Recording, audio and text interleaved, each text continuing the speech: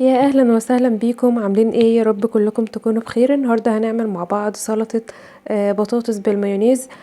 طبعا تقدري تعمليها جنب اكله سمك او اكله مشاوي او اي بقى اكله بتعملي جنبيها سلطاتك كده، الحاجات اللي تفتح النفس بزياده على الاكل بتاعك. طريقتها سهله جدا وبسيطه، وما تنسيش تعملي لايك وتشجعينا كده في الكومنتات. اول حاجه عندي حوالي 4 أو 5 بطاطسات كده لو هم حجمهم صغير. ببدأ اغسلهم تحت المية وبالفرشة كده ادعكهم علشان الطينة لو ماسكة فيهم. اتأكد ان انا غسلتهم كويس، ابدأ اضيفهم كده في البولة بتاعتي على النار او حلة، وبحط عليهم مية كده وهسيبهم يغلوا على النار. وهضيف كمان معلقة كبيرة كده من الملح، علشان يبقى سهل ان القشرة بتاعته بتاعة البطاطس انها تطلع على طول، ما يكونش فيه صعوبة.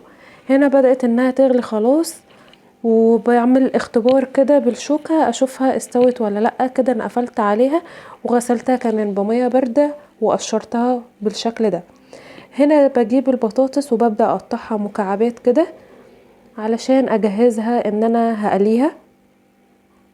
لازم تديها قلية خفيفة كده علشان تبقى رقم 1 عاملة طبقة كريسبي من بره، رقم 2 تكون خدت تسويتها المظبوطة بالشكل ده كده، اللي هي تطلع معايا طرية مقرمشة شاربة الصوص والكلام ده كله. هنا بقى جبت بولة بتاعتي، هبدأ اعمل الصوص او الدريسنج بتاعي، الكمون وعندي كمان ملح، وهحط كمان شطة بودرة بالشكل ده، وممكن تضيفي شعرة كده من البابريكا هتدي لون احمر بس هيدي طعم حلو. وهحط كمان معلقة كبيرة او معلقة ونص من الخل، ومعلقتين من المستردة، وقولي معلقتين كده من الزيت. وطبعا تحطي توم بودرة وبصل بودرة، بس انا ملحقتش اصوره. وبقت جاهزة معايا كده، قلبتها وحطيت كمان البطاطس بتاعتي، وهحط كده شعراية من السكر، ودي معلقة كبيرة من الهريسة، هريسة الشطة. طبعا هحط لكم تحت الرابط بتاع الفيديو تقدروا تتفرجوا عليه تشوفوا احنا بنعمل هريسة الشطة ازاي. كده خلاص يعتبر بقت التتبيلة بدأت يبان شكلها وطعمها، عايزة اقول لكم تحفة تحفة تحفة، لازم تجربوها وتقولوا لي رأيكم ايه.